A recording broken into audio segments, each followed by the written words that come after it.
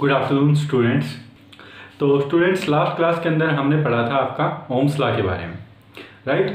तो वहाँ पे मैंने आपको एक इक्वेशन बताई थी which relates the potential difference of a battery with the electric current. तो आपको क्या बताया था कि as per the Ohm's law V is equal to I R. V क्या होता है? Potential difference across the conductor और बैटरी और potential of the battery. I क्या होता है बेटा? Electric current passing through the conductor of the battery. और R क्या होता है? रेजिस्टेंस ऑफ द कंडक्टर और मेटल वायर। यह आपका होता था V is equal to I R. और इस इक्वेशन को हम क्या बोलते थे बेटा? ओम्स लॉ बोलते थे। तो बेटा अभी जैसे आपको दिख भी रहा होगा, बोर्ड के ऊपर मैं एक प्रॉब्लम लेके आया हूँ which is related to Ohm's law, ठीक है। तो अभी एक या दो प्रॉब्लम करेंगे, आफ्टरवर्ड्स हम देखेंगे कि how the resistance is being dependent on the outside parameters as well. तो किस तरह से हम रेजिस्टेंस को वेरी कर सकते हैं। तो बेटा क्वेश्चन क्या दे रखा है आपको?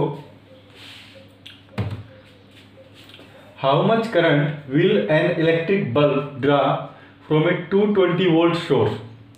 ओके, एक 220 वोल्ट का कोई सोर्स है। इसका मतलब बेटा ये क्या दे रखा है आपको? बैटरी का पोटेंशियल डिफरेंस दे रखा है 220 वोल्ट। ये बैटरी का पोटेंशियल डिफरेंस आपको दे रखा है। तो आपको क्या पूछा है? आपको क्या पूछा गया है कि how much current will an electric bulb draw from a 220 volt source if the resistance of the bulb filament is 1200 ओम।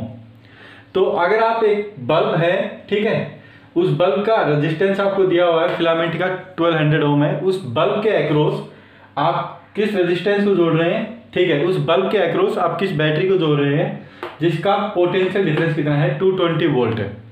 तो आपको ये फाइंड आउट करना है कि उस बल्ब के अक्रॉस कितना करंट पास आउट होगा आपका। ओके, तो एक बार डायग्राम बना देता हूं मैं। सपोज कर लीजिए बेटा ये है आपका बल्ब और ये बल्ब की फिलामेंट है। इस बल्ब के अक्रॉस आपने एक बैटरी को जोड़ा हुआ है। उस बैटरी का जो पोटेंशियल डिफरेंस है वो आपको दे रखा है, क्या है? 220 वोल्ट। और रेजिस्टेंस ऑफ दिस बल्ब आपको दिया हुआ है दैट इज 1200 ओम। आपको फाइंड आउट करना है कि करंट कितना पास आउट होगा यहाँ से, ठीक है। तो whatever the data which are given in the problem you are going to write down them first. तो गिवन क्या दे रखा है बेटा आपको? इलेक्ट्रिक करंट आपको दे रखा है, सॉरी इलेक्ट्रिक रेजिस्टेंस आपको दे रखा है। Resistance of the filament. तो बेटा जो रेजिस्टेंस आपको दे रखा है वो आपको दिया हुआ है कितना? 1200 ओम।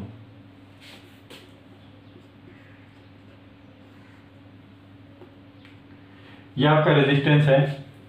पोटेंशियल डिफरेंस आपको कितना दिया हुआ है बैटरी का?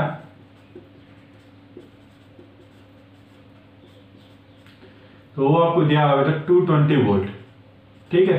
करंट आपको फाइंड आउट करना है। तो करंट आप कैसे फाइंड आउट करेंगे? तो बेटा आपको क्या पता है फ्रॉम ओम्स लॉ?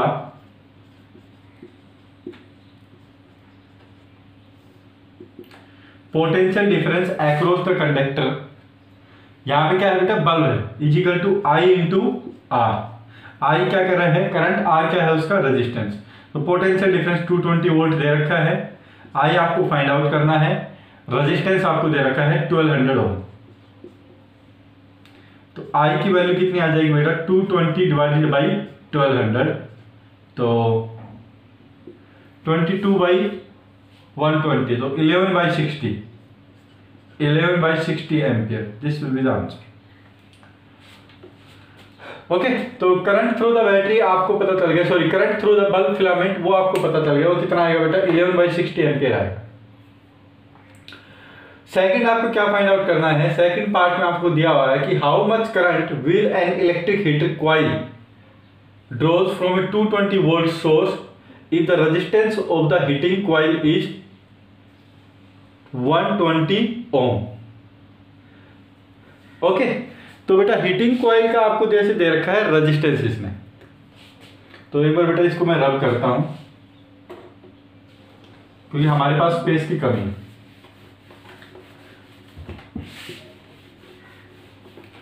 तो बेटा सेकंड जो पार्ट है, पार्ट जो बी है, उसके अंदर क्या दिया हुआ है आपका, वोल्टेज आपको 220 वोल्ट सेम दिया हुआ है, और रेजिस्टेंस ऑफ इस टाइम पे आपको हीटिंग कॉइल दी हुई है, ठीक है। तो रेजिस्टेंस ऑफ हीटिंग कॉइल आपको दिया हुआ है कितना,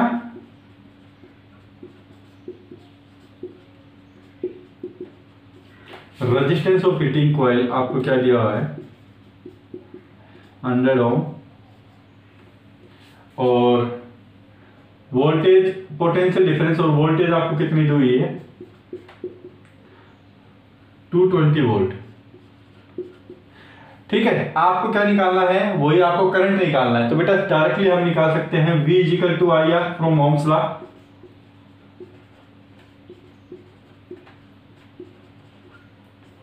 तो V की वैल्यू बेटा 220 है, I की वैल्यू आपको दी हुई है कितनी, फाइंड आउट करना है, सॉरी रेजिस्टेंस आपको दिया हुआ है 100 ओम।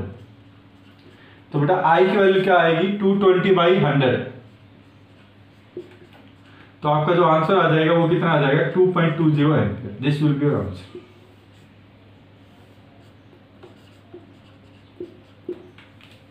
ओके, तो बेटा जो प्रॉब्लम होती है वो डायरेक्टली फॉर्मूला बेस ही आपको यूजुअली मिलने वाली है, थोड़ा बहुत इसके अंदर चेंज कर सकता है प्रॉब्लम के अंदर आपके, राइट। तो बहुत इजी प्रॉब्लम बनती है अगर डायरेक्टली आपकी ओम्स लॉ से बनती है, तो V I और R में से दो चीज आपको दे देगा, एक चीज आपसे पूछ लेगा। ओके, इस तरह की प्रॉब्लम आपसे पूछ सकता है।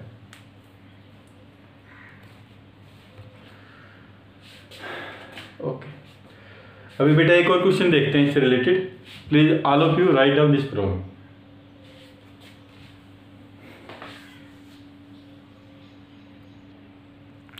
ओके बेटा, तो एक प्रॉब्लम और मैंने बोर्ड के ऊपर लिख दी है। तो बेटा ये सेम टाइप की प्रॉब्लम मैंने आपकी लाइव क्लास के अंदर भी दी थी, बट आई फाइंड इट थोड़ा सा लॉजिकल लगा मेरे को ये प्रॉब्लम, तो इसलिए मैंने आपकी जो ये क्लास होती है यूट्यूब पे जो क्लास है इसके अंदर भी मैंने इसको ले लिया इसी प्रॉब्लम को, ठीक है। तो क्या प्रॉब्लम क्या दी गई है आपकी, current through a conductor of resistance 5 ohm is 10 ampere. तो आपका कोई कंडक्टर दे रखा है जिसका रेजिस्टेंस कितना है बेटा 5 ओम है, और उसके थ्रू जो करंट पास आउट हो रहा है वो हो रहा है 10 ampere. When A battery of potential V is joint across the conductor. तो जब इस कंडक्टर से हम कोई बैटरी को जोड़ते हैं जिसका पोटेंशियल V है, तो उसके थ्रू उस कंडक्टर के थ्रू कितना करंट पास आउट होता है 10 एम्पियर करंट पास आउट होता है। ओके, अभी क्या दिया हुआ बेटा बाद में आपको, if the same battery is joint across another conductor of resistance 20 ओम। अगर इसी बैटरी को जो यहाँ पे जोड़ रखी थी, इसी बैटरी को किसी दूसरे कंडक्टर से जोड़ते हैं जिसका रेजिस्टेंस 20 ओम है, ठीक है, तो उस कंडक्टर से कितना करंट पास आउट होगा, सेकंड कंडक्टर से कितना करंट पास आउट होगा वो आपको फाइंड आउट करना है। ओके, तो अभी बेटा मैं एक बार लिख देता हूं आपका। सपोज कर लीजिए क्या दिया हुआ आपको, ये एक कंडक्टर है, कंडक्टर 1, कंडक्टर 1, इसके अक्रॉस कोई बैटरी हमने जोड़ दी, और सपोज कर लीजिए वो बैटरी का जो पोटेंशियल है वो V है, और आपको क्या दे रखा है, इस कंडक्टर 1 का जो रेजिस्टेंस है वो आपको दे रखा है, जो आपको दे रखा है कितना 5 ओम है, 5 ओम है, और इसके थ्रू जो करंट पास आउट हो रहा है वो भी आपको दे रखा है, वो है कितना बेटा आपका 10 एम्पियर।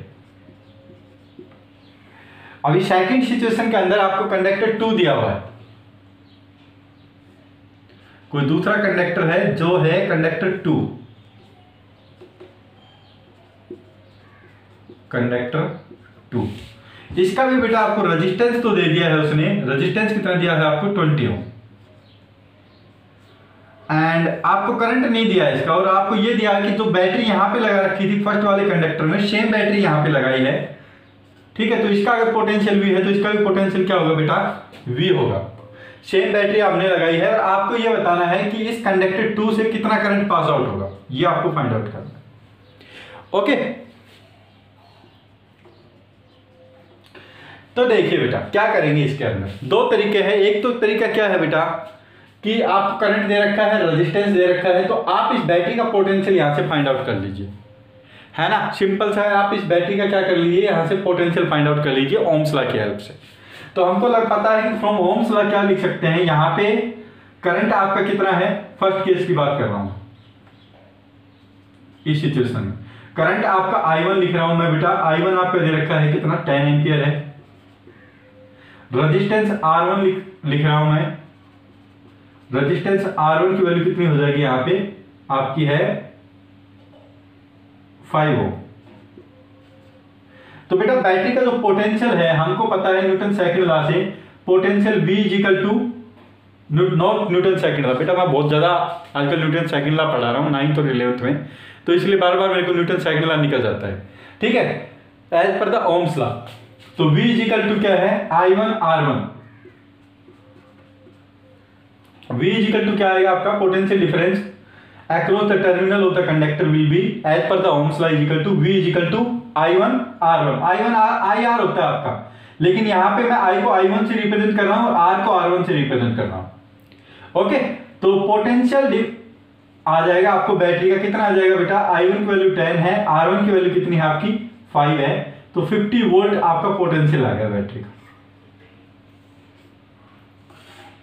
सेम बैटरी आप यहां पे यूज कर रहे हैं, तो इसका मतलब इसका बेटा पोटेंशियल कितना होगा इस बैटरी का, वो आपको पता चल गया 50 वोल्ट है। पोटेंशियल पता चल गया, आपको रेजिस्टेंस पता है, आपको करंट निकालना है, तो करंट आप अगेन वही सेम इक्वेशन यूज करेंगे from Ohm's law, from Ohm's law आप क्या लिखेंगे, V इक्वल टू IR, यहां पे I को मैं लिख देता हूं बेटा I2, सेकंड केस है, I2, R को मैं लिख देता हूं R, V की वैल्यू 50 है, I2 आपको निकालना है, R2 की वैल्यू आपको दे रखी है 20, तो बेटा जब आप सोल्व करेंगे तो IT की वैल्यू आ जाएगी 5/2 एम्पियर, जो कि है किसके इक्वल 2.5 एम्पियर। तो this will be your answer, okay. So I hope this problem is clear to you,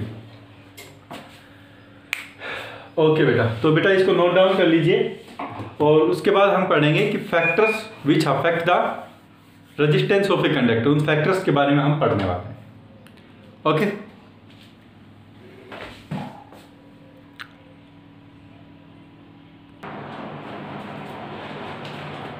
okay बेटा, तो नेक्स्ट आपका टॉपिक है कि resistance on which factors on which resistance of a conductor depends, कि जो हमारा resistance होता है किसी भी कंडक्टर का, वो किन किन फैक्टर्स के ऊपर डिपेंड करता है। तो बेटा अगर ये भी आपका देखा गया है, एक्सपेरिमेंटली आपका देखा गया है कि सपोज कर लीजिए कि ये कोई कंडक्टर है, किसी मटेरियल का बना हुआ है,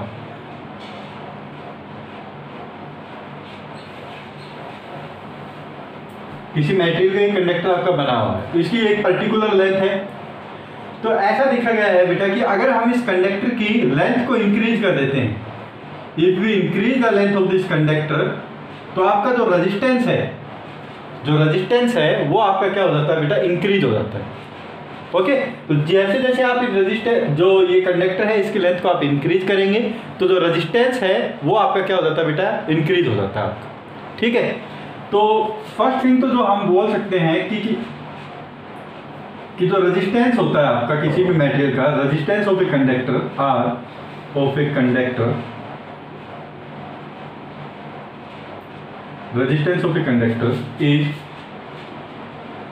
directly proportional to the length, directly proportional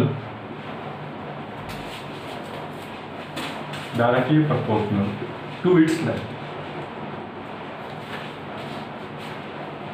तो बेटा एक चीज तो हम सीधा क्या बोल देंगे कि जो रेजिस्टेंस है वो लेंथ के डायरेक्टली प्रोपोर्शनल है, लेंथ ऑफ द कंडक्टर के डायरेक्टली प्रोपोर्शनल है। अगर आपकी लेंथ ज्यादा होगी तो रेजिस्टेंस ज्यादा होगा, जैसे जैसे आप लेंथ को बढ़ाएंगे वैसे वैसे आपका रेजिस्टेंस की वैल्यू बढ़ेगी, तो resistance is directly proportional to the length. दूसरा जो फैक्टर बेटा देखा गया है वो चेंज करके देखा गया है कि एरिया का क्या इम्पैक्ट होता है। तो जैसे इसका अभी यहाँ पे कोई पर्टिकुलर एरिया है इस लेंथ पे, अगर मैं एरिया को वेरी करने लग जाऊँ तो सपोज कर लीजिए फाइनली ये क्रॉस सेक्शनल एरिया हो, और लेंथ को सपोज कर लीजिए मैं सेम रखूँ, तो यहाँ पे बेटा कुछ पर्टिकुलर एरिया है, यहाँ पे मैंने एरिया को इंक्रीज कर दिया। तो experimentally it is being find out that if we increase the area then the resistance of the conductor is going to be decrease. तो जो लेंथ में तो जैसे इंक्रीज करते हैं तो आपका रेजिस्टेंस इंक्रीज होता है, लेकिन अगर आप एरिया को इंक्रीज करते हैं तो आपका रेजिस्टेंस क्या होता है बेटा, आपका डिक्रीज करता है। ओके, तो हम क्या बोल सकते हैं कि resistance of the conductor, resistance of the conductor is inversely proportional to the area, is inversely proportional to, is inversely proportional to its area। तो एरिया के बेटा इनवर्सली प्रोपोर्शनल होता है। इनवर्सली प्रोपोर्शनल का मतलब क्या है बेटा, कि आप एरिया को इंक्रीज करेंगे तो रेजिस्टेंस क्या होगा, आपका डिक्रीज होगा। एरिया को आप डिक्रीज करेंगे तो रेजिस्टेंस आपका इंक्रीज होगा। तो इनवर्सली प्रोपोर्शनल को हम ऐसे लिखते हैं उल्टा करके, और डायरेक्टली प्रोपोर्शनल को हम सीधा लिखते हैं। तो resistance is directly proportional to length ऐसे लिखेंगे, inversely proportional to the area तो हम इसको इस तरह से लिखेंगे। ओके, अब हमको क्या करना है बेटा, ये वाले जो resistance is directly proportional to the length और resistance is inversely proportional to the area, और हम बोल सकते हैं कि resistance is directly proportional to 1 by area, ऐसा भी हम इसको बोल सकते हैं। तो हमको ये दोनों टर्म्स एक साथ क्लब करनी है, तो हम कैसे लिखेंगे इसको, this implies resistance R is directly proportional to L by A. इन दोनों टर्म्स को हमने क्लब कर लिया है। और आपको पता है जब मैं प्रोपोर्शनलिटी कांस्टेंट को हटाता हूं तो आपका आता है कोई कांस्टेंट। तो अगर हम इसको क्या करेंगे, यहां से रिमूव करेंगे तो आपका एक कांस्टेंट आएगा, resistance is equal to rho into L by area. ये रो क्या है बेटा, कांस्टेंट है, और इस रो को हम बोलते हैं क्या, ये इस रो को हम बोलते हैं क्या बेटा, resistivity, resistivity, resistivity of the conductor, resistivity of the बेटा। ये रो क्या होता है, कांस्टेंट होता है which is resistivity of the conductor. और बहुत ही इंपॉर्टेंट बात इसके बारे में, it is the property of the material, property of the material. तो बेटा एक प्रॉपर्टी होती है किसी भी मटेरियल का। अब प्रॉपर्टी से आपको मतलब समझ में आ गया होगा कि प्रॉपर्टी क्या होती है, कि किसी इनबिल्ट प्रॉपर्टी होती है। जैसे कि मैं आपसे पूछ लूँ किसी स्टूडेंट की क्या प्रॉपर्टी है, तो वो बता देगा सर मेरी हाइट 5 फुट 6 इंच है, मेरा वेट कितना है, लेट्स से 50 किलोग्राम है। तो ये उसकी प्रॉपर्टी होगी, कैरेक्टरिस्टिक होगी। सिमिलरली ये भी क्या होता है, जो रेजिस्टिविटी होती है, रो होता है, ये क्या होता है, मटेरियल की प्रॉपर्टी होता है, इनबिल्ट रहता है मटेरियल की। तो रेजिस्टिविटी अगर मैं पूछ लूँ कॉपर की, तो कॉपर की कुछ रेजिस्टिविटी होगी एक स्टैंडर्ड। इसी तरह से आपका टीन है, टीन की कुछ अलग होगी, सिल्वर की कुछ अलग होगी, ठीक है। नॉन मेटल्स की कुछ रेजिस्टिविटी अलग होगी आपकी। ओके, तो वो रेजिस्टिविटी आपको जो आपका जो बुक है उसके अंदर डिफरेंट मटेरियल्स की डिफरेंट रेजिस्टिविटी आपको ऑलरेडी दी गई है। ओके, अगर मैं आपसे पूछ लूँ क्या रेजिस्टेंस भी प्रॉपर्टी होता है किसी मटेरियल की, तो आपका आंसर क्या रहेगा बेटा, रेजिस्टेंस किसी मटेरियल की प्रॉपर्टी नहीं होता है।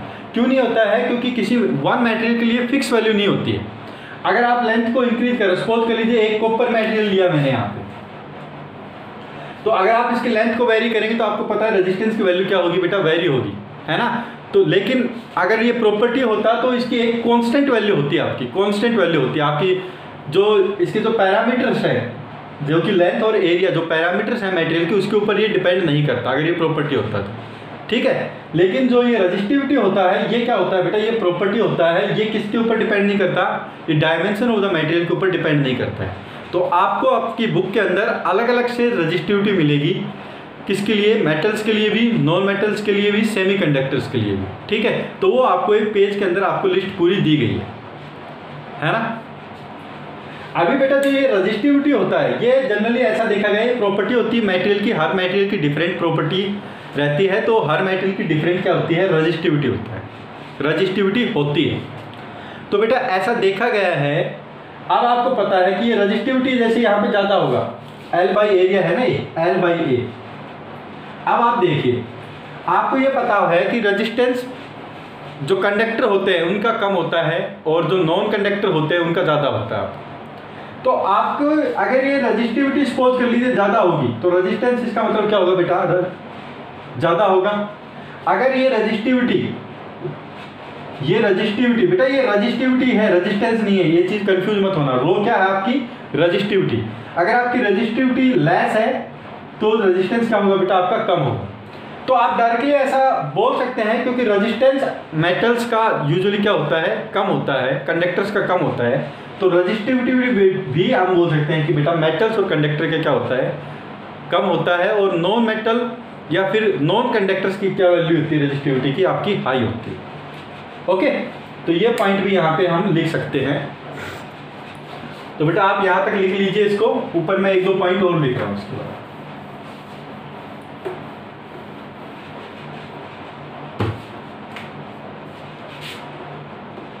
तो पहला पॉइंट आप ये लिख सकते हैं कि resistivity of a material, resistivity is a property of a material, property of a material. Okay, किसी एक मटेरियल के लिए फिक्स रहती है। आप resistivity is a property of a material which material, यहां तक इतना लिख लीजिए। फॉर कंडक्टर्स, कंडक्टर्स बोल दीजिए और मेटल्स बोल दीजिए, और metals resistivity is very low, resistivity is very low, and for non metals, for non-metals and non-conductors or non-conductors, resistivity has very high value, resistivity has very high value। तो non metals के लिए बहुत ज़्यादा value होती है और conductors के लिए इसकी वैल्यू होती है बेटा बहुत ही कम। ओके, तो दो चीज़ हमने यहाँ पे डिस्कस की कि रेजिस्टेंस किसके ऊपर भी डिपेंड करता है बेटा, डायमेंशंस के ऊपर भी डिपेंड करता है, लेंथ के ऊपर भी डिपेंड करता है, एरिया के ऊपर भी डिपेंड करता है। ठीक है, तो रेजिस्टेंस को हम कैसे लिख सकते हैं, rho into L by area. तो ये होता है क्या हमारा रेजिस्टेंस का variation with respect to its parameter. और रो क्या है यहाँ पे बेटा, रेजिस्टिविटी। रेजिस्टिविटी होती है किसी मटेरियल की प्रॉपर्टी होती है, कैरेक्टरिस्टिक होती है। ठीक है, तो फॉर ए पर्टिकुलर मटेरियल रो की वैल्यू क्या रहती है बेटा, कांस्टेंट रहती है। ओके, और जो मेटल्स होते हैं उनके केस में जो रेजिस्टिविटी की वैल्यू होती है वो वेरी लो होती है, और जो नॉन मेटल्स होते हैं उसके केस के अंदर रेजिस्टिविटी की वैल्यू वेरी हाई होती है आपकी। ओके, तो बेटा अभी इससे रिलेटेड एक दो क्वेश्चन कर लेते हैं।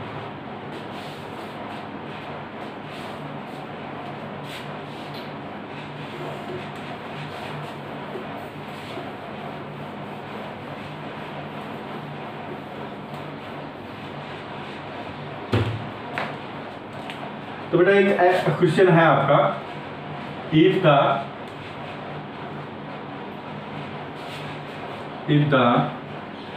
Resistance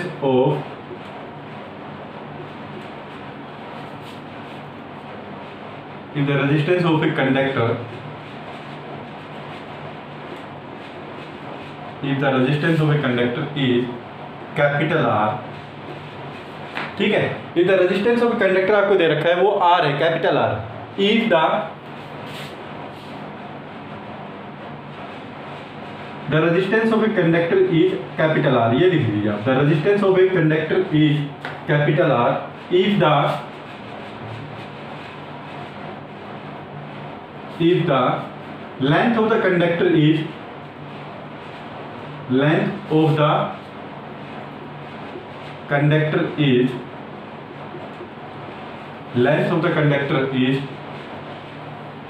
doubled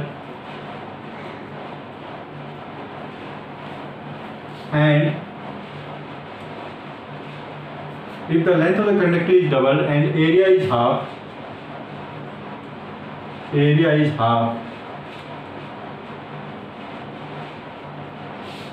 then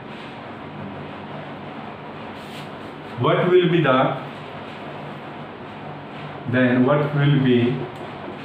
the new resistance of the conductor, new resistance, what will be the new resistance of the conductor?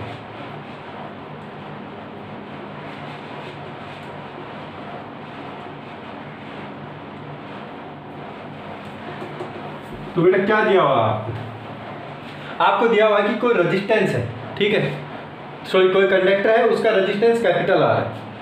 अब हम क्या कर रहे हैं, उसकी लेंथ को तो हम डबल कर रहे हैं, उस कंडक्टर की, उसी सेम कंडक्टर की लेंथ को डबल कर रहे हैं और उसके एरिया को हम क्या कर रहे हैं, हाफ कर रहे हैं, आधा कर रहे हैं। तो जो नया रेजिस्टेंस आएगा वो क्या आएगा, what will be the new resistance of the conductor, ये आपको फाइंड आउट करना है।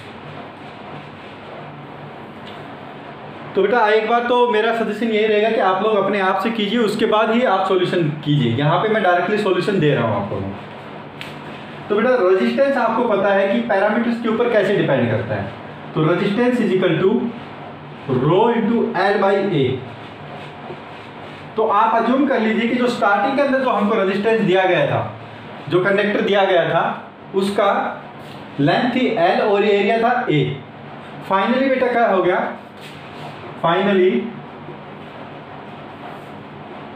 जो लेंथ आ गई बेटा, जो न्यू लेंथ आ गई आपकी, न्यू लेंथ कितनी हो जाएगी, न्यू लेंथ एल डैश, जिसको मैं बोल रहा हूं एल डैश हो जाएगी बेटा आपकी 2l के इक्वल। और न्यू एरिया कितना आएगा बेटा, न्यू एरिया आप लिख देंगे, वो आपका हाफ हो गया है ना, इज हाफ, तो वो आपका हो जाएगा बेटा a/2 के। आपको क्या फाइंड आउट करना है, आपको नया रेजिस्टेंस फाइंड आउट करना है। तो बेटा नया रेजिस्टेंस लेट्स से वो है आपका r dash, new resistance, new resistance. तो बेटा न्यू रेजिस्टेंस हम लिख सकते हैं, new resistance r dash is equal to rho l dash by a dash, क्योंकि न्यू लेंथ आपकी l डैश है और एरिया आपका क्या है, a डैश है।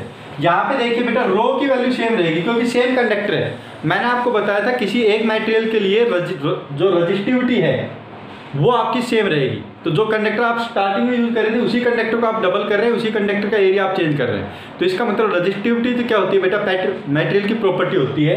तो वो सेम मटेरियल यूज कर रहे हैं, तो रो यहाँ पे भी सेम रहेगा, यहाँ पे भी आपका क्या रहेगा, सेम ही रहेगा। ओके, आप बेटा वैल्यू पुट कर देते हैं इसके अंदर। रो एल डैश की वैल्यू कितनी आ गई आपकी 2l, एरिया की वैल्यू कितनी आ गई a/2। तो अगेन आप जब इसको सोल्व करेंगे तो आपका आंसर आएगा कितना, 4 इंटू रो एल बाई ए। अब बेटा रो एल बाई ए क्या है आपका, r के इक्वल। तो r डैश कितना आ जाएगा आपका, r डैश आ जाएगा आपका 4 टाइम्स ऑफ r। तो बेटा न्यू रेजिस्टेंस जो होगा, न्यू जो आपका रेजिस्टेंस आया है, new resistance will be 4 times of original resistance, 4 times of original resistance.